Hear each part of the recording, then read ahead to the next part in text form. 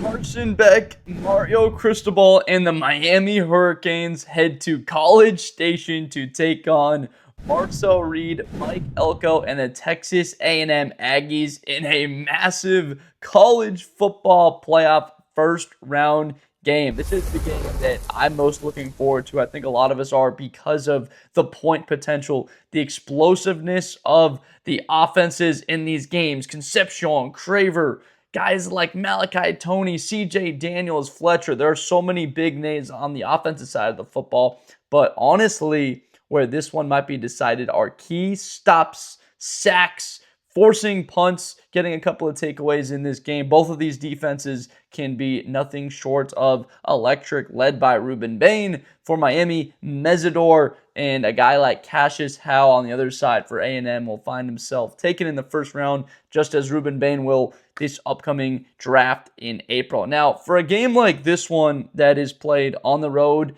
at A&M, I do believe that this is crucial for the opposing team to settle in. I really believe that it's going to be a game plan centered around not making a mistake. Carson Beck, he's been great this year, but he's throwing the football well, but the turnovers, that's been the big part of it for him on the road. This type of atmosphere, there's been a lot of pressure on him down the stretch. It didn't look like Miami was going to get in, but how could you leave that team out of the college football playoff? And what's funny to me is there's this sentiment that Notre Dame, they're one of only 5 teams that can get to the national championship or could win the Natty, but they got beat by A&M and they got beat by Miami. So 2 teams that beat them, they're not national title contenders.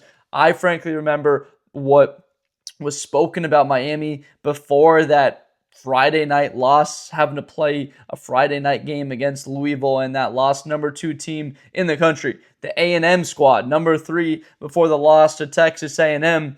These teams at the highest level, them playing at their ceilings, are no doubt 2 of the best teams in college football, and they'll have their opportunity to play each other, and the winner gets to play the Ohio State Buckeyes, who are still the national title favorite. That game in the Cotton Bowl down in Texas, the chance for A&M to get a semblance of a little bit of a home atmosphere for that one if they can get a win. So they'd have that back-to-back weeks. Let's start again with Carson Beck and talk about this one because it's been the turnovers for him.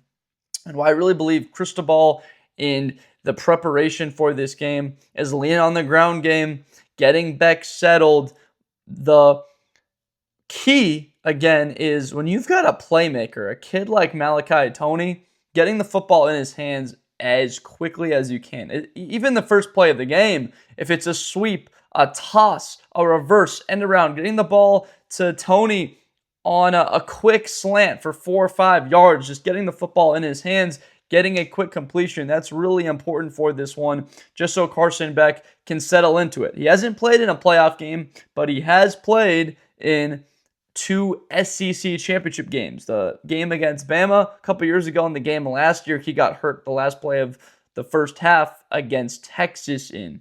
So Carson Beck has big game experience, and that's why he was very sought after by the Miami Hurricanes. Getting him settled into this game is crucial. The short underneaths said that you can make sure that he's accurate when the time comes, because you do know that the time will come for the Hurricanes to throw the ball down the field and attack. That's been their offense the entire season. Why you go get a veteran quarterback like Beck is so that you can attack teams in a way that not a lot of quarterbacks that are in this college football playoff can, or that you have the confidence in. Frankly, I'd go far as to say he's right up there with Marcel Reed, where at their top end, their ceiling, these guys are playing at that Julian Sand, Fernando Mendoza type level. And there was Heisman talk for Beck that sizzled after the losses. There was talk for Marcel Reed before the end of the season. So for Beck, it's about avoiding the turnover. Can Carson Beck play a clean game while still maintaining a sense of aggression? That's my first question in this game. My second question falls on the A&M side, and it's actually not on the shoulders of Marcel Reed. It lies in their run game. You look at Miami in each of their games. There's a simple path for Texas A&M to win this game, and it doesn't even center around their quarterback's right arm and throwing the football. Miami has not allowed rushing yards to anybody. Nobody has run the football on Miami. They've given up less than 4 yards a carry to teams like Notre Dame with Price and Love in the backfield. Those are going to be 2 NFL players. Given up less than a yard in their loss against SMU. And I think that was a little bit of an outlier, if we're being honest here. The yards that they gave up through the air, the overtime interception from Beck, the overall sense of that game, they just did not play well. Busted coverages in the back end. The game against Florida State, less than 4 yards a carry. The game against Louisville, it was Chris Bell. He's an NFL talent. So you look at the games where they've given up points, besides the outlier to SMU, they gave up 24 points to Notre Dame. There's NFL players on that offense.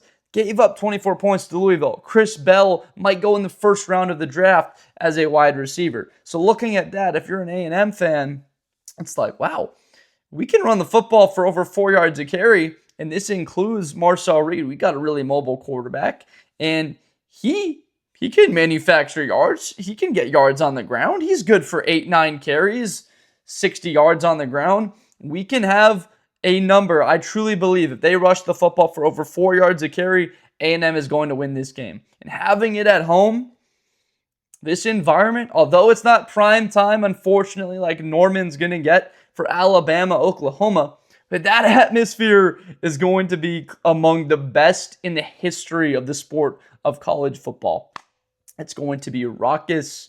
I wish I could get out there and go to this game. It's going to be absurd, the amount of enthusiasm that atmosphere is going to be, frankly, just incredible for this first-round playoff game. 2 huge brands. Miami, are they back? Maybe they're back with a win, fully back with a win in this one. It was said they were back having an interview with Michael Irvin, Ray Lewis, right before that loss in that Friday night game. I think a win against A&M, a playoff win, and sure, they're all the way back, and they'll get a shot to avenge their national championship loss to the Ohio State Buckeyes the next week.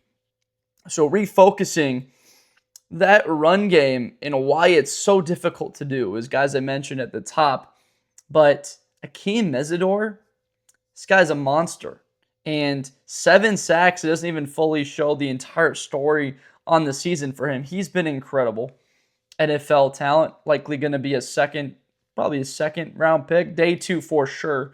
Rueben Bain, he could go in the top 10. This guy off the edge is so explosive, dominant. There's 10 different words I can use to describe it. Incredible football player. If you just look at his sack total, you're not understanding the type of impact that Rueben Bain is having on every snap. His bounce back from the injuries he's dealt with in his career, he has been spectacular. Ahmad Moten, the defensive line for Miami is going to be one of those pivotal keys. And again, I truly think that it's this one little loophole to this game where there's no path where Miami has where they're simply going to flat out come out there and destroy A&M. That path doesn't happen. Miami and this current roster, they don't have that ability to just go and beat Texas A&M by 17 points. Frankly, I don't think either team can do that, but there is a path where A&M fully controls the game. They control the clock, and they run the football. They are able to run the football to an extent of 4.5 yards a carry, maybe even that 4 amount that we're mentioning right now. I think that's a clear, I would put a lot of money on A&M winning that game. Now, 4 is a wild amount. That's showing the respect that I have for this Miami defense, that number would be significant.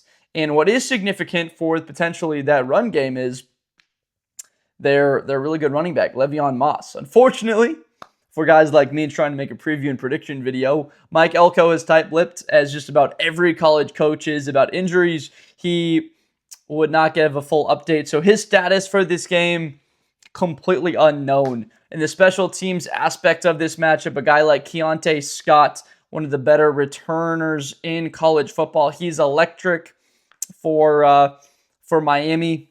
It's questionable whether he will play in this one. Mario Cristobal has kept it open on whether he will be available and play in this game. Hopefully he is, to see the return guys go at it in this game. And then let's go on to that. Let's talk about Mario Craver, Casey Concepcion, and this Texas A&M receiving core before we get into the Miami offensive side of the football. This receiving core is far and away the best that the Hurricanes have faced. I know that Florida presented challenges, but these two guys and their impact on a single team and their dominant ability to feed off of each other, to open the other guy up. Both of them can take it over the top vertically. Both of them reliable in the red zone to score. 9 touchdowns for Concepcion. 825 yards for Craver. Both of these guys have been some of the best. And then you add to that Ashton Bethel Roman. He's got to be in that conversation. And I truly believe this is the best number 3 wide receiver in college football. There's teams that are deep like the Buckeyes, Tate Smith. They've gotten Innis. There's teams like Bama with Bernard, Horton, Williams. Maybe Horton's that wide receiver 3. I give it to A&M. They are 3 deep with these wideouts, and to have a player like Bethel Roman who can also stretch the field, and he's been reliable throughout the entire year. None of these receivers are that big. Right? They're all about 5'11", 6 foot, 185 pounds, but the sheer speed that they possess, this A&M team has so much speed. You're going to see one of the fastest games played the entire season. Whoever wins this game and the style that they play against the Buckeyes, it's going to be a heck of a lot different. It's going to be far different from the way that this one will be attacked. We're going to see some points in this game. It's not, I don't think, going to come in the first half. Both coaches, Cristobal and Elko, they're going to want to be aggressive, but also there's a sense of we can't lose this game early. There can't be a turnover. Can't give them a short field. Just give them free points. They trust their defenses so much, and why would you not? A&M, 41 sacks on the season. They get after the quarterback as well as anybody in college football. Miami, 34 sacks on the year. We've talked extensively about this unit. A&M, expect that run early. Again, shorter passes underneath. Concepcion, Craver, get Marcel Reed into the game. He's played great throughout the season, but then there's been the second half against Texas. In the overall game, they're up 7, and then they get outscored by that wide a margin, 24-7 in that second half. South Carolina, the first half, there's been moments in this later part of the year for Marcel Reed where he's looked a heck of a lot more human than he did earlier in the season. For me, and I definitely believe Elko, it's like, all right, Marcel, those legs are such a threat. Get him 10 carries in this one. Settle in. Get that momentum, that blood flowing, confidence in your game. Ball out of his hand quickly to Craver. He goes and extends. Miami's one of those few teams in college football, and a lot of these teams that are in the playoff have the type of athletes that can cover guys like this, but no one's got that type of speed. There's very few people on the planet that have Mario Craver that type of speed, and that's where we'll flip it to the other side. Malachi Toney does. He also plays wide receiver. I don't know if there's anybody in college football that's had more fun than Malachi Toney as a freshman wide receiver. And he's throwing multiple passes. He's throwing touchdown passes. He's getting 6 carries. He's catching the ball 13 times. He's touching the football over 20 times as a true freshman. This guy just turned 18 years old, and he's touching the ball 20 times in a game. Incredible, and I'm loving it. This is going to be one of the exceptional days of watching the sport with athletes that have that speed, that are game changers. You can expect probably 3 touchdowns that are over 40 yards in this game. The front sevens are great. My full argument, and I know a lot of you fans out there would believe, the strength of both of these defenses. You're an A&M fan, you know it's that front 7 with York roaming around behind it, guys like Daymion Sanford, and then Miami. It's also your front 7. The back end is good. Both of these secondaries are good, but they're not to that NFL stouted talent, ability, NFL guys everywhere on those front 7. So that back end, that's really where you see the attack coming, and that's why I'm doubtful that A&M even is able to run the ball for over 3 yards a carry against this Miami defense, and it will come down to which quarterback can be more effective late in this game. The offensive line play has been very good throughout the season. Guys like Maui Noah will be a first-round pick.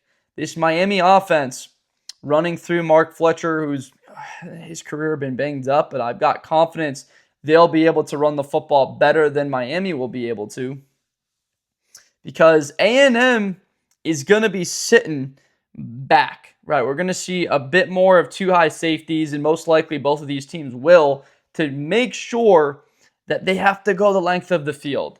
That, all right, if they're going to go down the field and score a touchdown, it's going to take 15 plays. You're going to have to convert 3 times on 3rd and 3 or less in order to go score a touchdown. We're not going to give you easy access off the ball. We're not going to give you those throws beyond 10 yards of the line of scrimmage that are to receivers where you're just playing off coverage. We're going to challenge you at the line of scrimmage. We're going to have 2 safeties behind it, and we're not going to give you the explosive play potential, because both of these teams, they get a guy with a little bit of space on just a slant, and it's off to the races, to the house for a touchdown. These quarterbacks are as aggressive as any. I'd even argue more aggressive than a Fernando Mendoza. Mendoza, he throws a lot of fade routes, those contested balls. But Beck and Reed, they're looking for a touchdown.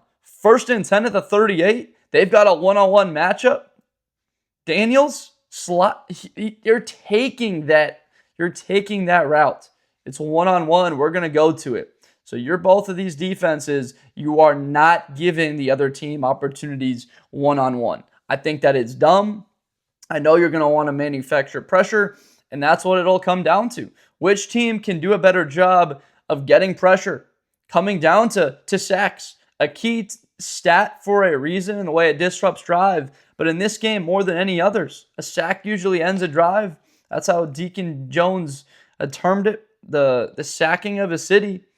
But in this game, it's more important than ever. You can set back an A&M offense back 6-7 yards, or Carson Beck, and they've got to have 3rd and 15 now. And you're able to get guys like Cashius Howell free, and Mesidor, and they can just fire off downhill. There's no threat of the run. And it's a recipe for disaster for that team that's in 2nd and long. Not even talk about 3rd and long. It's absurd how good they are. So in the first half, this is going to be a bit more of a feel it out. You'll see shots taken, but I'm not gonna expect there to be more than about 23 to 24 points scored in the first half. I'm thinking 13-10. Miami could be taking a 13-10 lead into the second half. That happens to be the style of game that I frankly think, to rephrase, I see both of these teams leaving it all on the field in the second half, going down with their best, and their best is the right arm of their quarterbacks. The downfield passing game, going in attacking the defense, taking their matchups, one-on-one shots, saying, hey, our guys are just better than yours. It's that simple. Even a game like Miami, where you fully respect them going down with the run game and giving Fletcher 10 carries and Pringle, and they ran the football really well against Pittsburgh. 140 yards, great job. It was the explosives from Beck. It was the downfield passing attack against Pittsburgh that really won that game. And suffocating defense. They only gave up 30 total. They only gave up 30 total yards on the ground to them. For A&M, my favorite part of this game is going to be 3rd down.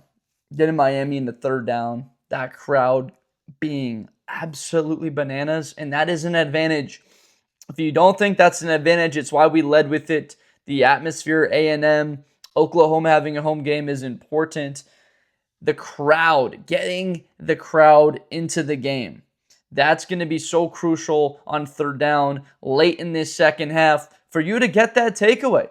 And a big part of why I'm leaning towards a bit A&M, not just besides that crowd noise and impacting the game and adjustments at the line of scrimmage these quarterbacks make, specifically Beck on the road. It's Beck's a propensity to turn the football over. It was a large part of what killed him at Georgia, and this year, it's also killed him. The touchdowns and the yards downfield and over 3,000 yards and the success and attacking ability and being clutch in big moments. The 10 interceptions have been at really crucial times. It cost him against Louisville. It cost him against SMU. Direct reason why they lost those games. Carson Beck, if he's able to protect the football, and I'll frankly even say it, there's a specific way where if he doesn't turn the football over, they've got a great chance to win. I'd go far as to say 75. I know A&M, they run that ball for that number I talked about, 4.5 yards a carry. They're going to win this game. Not quite as confident that Miami can win just because of the explosiveness of that A&M offensive attack and how good they get after the quarterback on D. But he doesn't turn it over, there's a significant advantage. Because I'll tell you, Marcel Reed at some point, he's going to get aggressive. He's going to take his shot down the field. Safety comes over, and it's an interception 35 yards down the field, and it's like not a great punt. And you'll just take your opportunity and say, hey, I mean, that's what we've been doing the entire season. We've lived and we're going to die by it. And all right, let's get back out there and play some defense. It's a bit more of a key being on the road to be the team that doesn't turn the ball over, to keep that crowd in their seats as often as you can, to keep them from just throttling it up to another level. And that's a big part of why I think Miami's got to run the football a little bit and get the ball out of Beck's hands quicker. And now you're able to settle into this game and not trail. Getting behind and that A&M team being really balanced as an offense and their pass rush getting after you, that's a recipe for disaster. I want to talk about these coaches here for a second because Mike Elko and the job and the fit that's been so perfect with A&M, really, really impressive. Last year, he was a game away from the SEC title game in a just really tough loss to Texas. And this team from the get-go has been one of the best teams in the country, and their quality of play has been outstanding. And you go on the road and you beat Notre Dame, which happens to be one of the best wins in the country this year. And I look at a guy like Mario Cristobal and the job he's done trying to bring Miami back. The hot seat last year, 10-2. The way that it looked, and they lose 2 of their final 3 games on the year, being 9-0, and they don't get into the CFP. And they lose that final game to Syracuse. I mean, though that loss, that team was so dangerous in their ability. But Mario Cristobal handles it all. He's able to go to the drawing board and look at a quarterback. He brings in a gunslinger in Carson Beck and coach him up to a point to be able to handle these moments of adversity. This team was said to be dead in the water after their losses. After that loss to SMU, they were done. Miami was done. And the way that they responded the last 4 weeks, the last month of the season, you could argue that no team has looked better down the stretch than the Hurricanes. Closest margin was at Virginia Tech in a 17-point game. Playing on the road the last 2 games of the season. And for A&M, my question is, you got somebody coming into your building and that team's got talent. They've got speed, physicality. They're able to match up with you in the same way that an SEC team does. And they've got more of a chip on their shoulder than another SEC team because they don't get to play a team like A&M all that often. They're sticking to their ACC. They're hearing all of this garbage about how the SEC superior and how Miami hasn't played anyone. Except they have. Except they played an SEC team in Florida. They housed them. Notre Dame, week 1. Okay, yeah, all the talk. Sure, got a first-year starting quarterback in C.J. Carr. What people just overlooked that, right? A&M's like, we just beat that same team. That was week 2. A&M's like, we did it on the road. I understand all this. I believe, though, there is truth to who you have played and that quality of opponent. See, Miami hasn't played a really good roster since Florida State, and they haven't been those 2 games against Florida and Florida State. Though that was the last time they saw great rosters, Now, Louisville had key players at good positions, and they played that game really well. And there were all those turnovers from Carson Beck, and it was almost like two of an ultra-aggressive game plan and not being smart with the football. A couple of good plays in the Louisville secondary, and then some explosives on offense from Cristobal and taking advantage.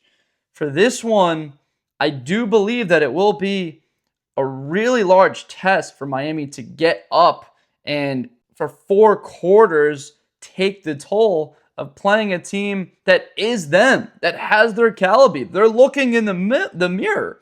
Howell and Bain, guys like Mesidor, guys like Sanford. There's mirror images of each other that's really fun to look at in this one. Tough coaches, really, really good football coaches. But I think that Miami, and not having to play a team like South Carolina or a Texas at the end of the year, that it does favor A&M, and they even played a strong schedule. Auburn is a physical, tough team. Missouri at LSU and Death Valley pulling that win off against a really good defense and housing them on the road, putting up that many yards and points against LSU. And then the next week, there's no let off against Missouri. Maybe they didn't have their quarterback. So what? They still had Ahmad Hardy, who ran for yards a carry in that game. Missouri had over 200 yards in that game. Still, they go on the road and they beat Mizzou 38-17. There's some really talented SEC teams. I know that as an SEC schedule goes, A&M didn't play anybody. Sure, okay. But you look at the totality of Texas, South Carolina, Missouri, LSU, count in Florida, Auburn, Notre Dame. There's 7 games total on that schedule where they had to line up and play football. Mississippi State even, we're leaving that out of there. We're just simply leaving that out of there. I left out Arkansas on the road even, a game they got taken down to the wire. Taylon Green responding every other possession, that one being a flat-out shootout. This Hurricanes team in the ACC, and I know that this narrative gets used a lot, but in certain cases, especially when you go on the road to play in that environment, they played at Pitt, okay, Virginia Tech, it gets loud. But how many empty seats were in those stadiums?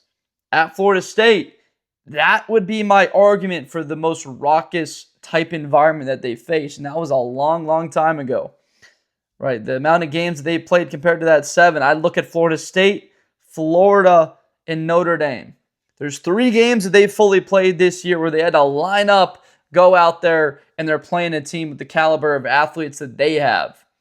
Whereas A&M, they've had 7 games to that matter this season. Weak compared to an SEC schedule, absolutely. You didn't play Ole Miss. You didn't play Georgia. You didn't play Alabama. You didn't play those teams. Miami, though, they didn't even get a crack at playing a team like Clemson with those types of athletes, or Georgia Tech. They didn't play those schools. So for overall, for me, I like A&M because they've matched up and had this physicality. For me, it was like when Miami got punched in the face a couple of times by Louisville, they didn't know what to do. Or SMU's hanging with them. Why is SMU hanging with us? There's this boiled up frustration that they should beat people. In the SEC, you get punched in the mouth. You're down 10-7 at the half. You're down 30-3 at halftime. There's this consistency, right? There's this battle-tested nature, and I truly believe that that's a massive advantage for A&M. That they've played in those games, and they've lined up roster to roster and played them. I think Miami stays in the game. We're in for an incredible football game. I think this is tight. It's close the entire way. Four quarters of football, and it comes down to the final possession. But overall, in the end, might we see Miami a little bit tired? That offense might not have the same type of juice in the second half they did in the first. So the defensive line starts giving up a couple of stretch gash runs.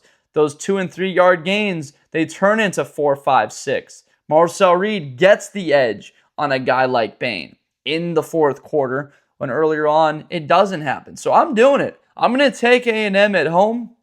They're favored in this game. I like the home field advantage, no doubt. I think that they win this game 31-27, and the main reasoning is the caliber of roster you play consistently throughout the season. They've had a higher quality opponent more consistently on the year, and they've been up for those games. And it was purely said. I said it. I was like, Miami, the only enemy to themselves the rest of the year is themselves when they had that great start. Number 2 in the nation, and sure enough, they're not up for it. There's no question that they'll be motivated. They'll be up for this game as much as anybody in the country. But if they get down by 7 or down by 10 points in the second half, what's to say that they quit? I don't think much. They're going to stay in the game. They'll be fighting for 4 quarters. They'll be right in this thing. But overall, playing those teams does matter. Having that experience on the road at Notre Dame and now having this at home, it's a luxury for A&M. On the road for Carson Beck, this is a different type of deal. He experienced it in the SEC. He played all those games for 2 years as the starting quarterback for Georgia, and now he's going into an SEC environment. He's no stranger to doing that. But in the end, this A&M team, look for them to start getting bigger runs in the second half. For there to be an explosive, to be just one little lull, one little bit of a stretch of unfocus in the secondary after they've been pounding together for time. So I'm going to take Texas A&M to win this game by a score of 31-27. I think that there's no doubt that the Bama, Oklahoma, Miami, A&M games are the best games to watch. But truly, this game is the one where it's like, I don't know. Because Oklahoma, Bama, you saw that game the first time, and it's probably like, yeah, I have an idea on that one. Oklahoma's at home, sure, but Alabama, the way that they played that first game, they get them again. You just stay away from the mistakes. You'll probably beat Oklahoma on that offense. But this one, it's like, my goodness, both of these teams do things so well. The passing games are so dynamic. A guy like Malachi Toney can take over this game. Give that man 15 touches of the football. If Malachi Toney has less than 15 touches of the football, fire Cristobal. I'm just kidding. But you can't let that happen. He might be the best player on this team. When it's all said and done, I cannot wait for that 2028 NFL draft. Forget the 2027 draft with Jeremiah Smith and Cam Coleman. Talk about the 2028 NFL draft. Malachi Toney in it. Pretty good one with Concepcion and Craver. I guess Craver will have they'll have another year. Concepcion will be eligible for this draft. But you get what I'm saying here. Let me know down below in the comments. Am I putting too much of an onus on the experience of these big game environments and going up against that quality of roster that I'm putting in? Because that was a main part of it for me, is that I believe in Marcel Reed. He's got that athletic ability as well.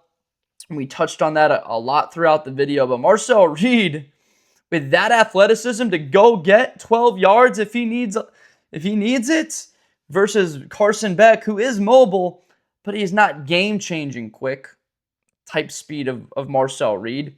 So let me know down below in the comments who you got for this game. I love these teams. I've had so much fun covering Miami and watching them this season. If Miami's on, I'm watching Miami. That's must-watch TV. It's so much fun. It pains me to pick against them in this game. It hurts. It hurts to have to pick somebody in this matchup. I really enjoy watching these games. This might be the most fun game of the college football playoff, and I'm not joking with that one in sense of it could be going back and forth. Lots of points scored because Ohio State awaiting and that suffocating defense. Oh, that's going to be a boa constrictor game, and then whoever probably plays Georgia in the semifinal, you know what that game's going to look like.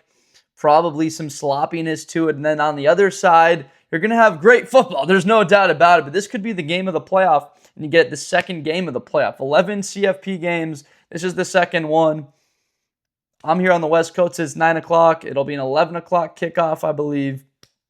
College Station. Here we go. Thank you so much for watching. Throughout the year, if you've been subscribed to Blitz of Blender. I appreciate you really so much. It's so fun to make these and hear from you guys and engage with you. If you have not subscribed, or if you're new here, hit that subscribe button. Subscribe for more Blitz of Blender content. I'm Josh Blender. I make NFL, college content weekly, breaking down, previewing, going through these matchups to the best of our ability, and coming up with what we believe to be the results. If you want to question my prediction, I'm 43-33 overall on the season against the spread. We're taking Texas A&M 31-27. Let me know down below in the comments who wins this game and why. And let's just enjoy this weekend. All the negativity, all that stuff that you see on social media or Twitter, you might have around in your life. Just get ready to watch some excellent, amazing football this weekend. The NFL playoff implications everywhere, and then as the college football playoff ensues into the following rounds. Just, Miami fans, be grateful you're in this thing. A&M fans, be grateful in this thing. Both teams, great season and made the CFP. Thank you all so much for watching, and I'll see you guys next time. Best player in college football. That Georgia and Ohio State game, New Year's Eve, is going to be a classic. Josh Blender, hi everybody, I'm Josh Blender. To the 40, 35, 30, Espinosa to the 20.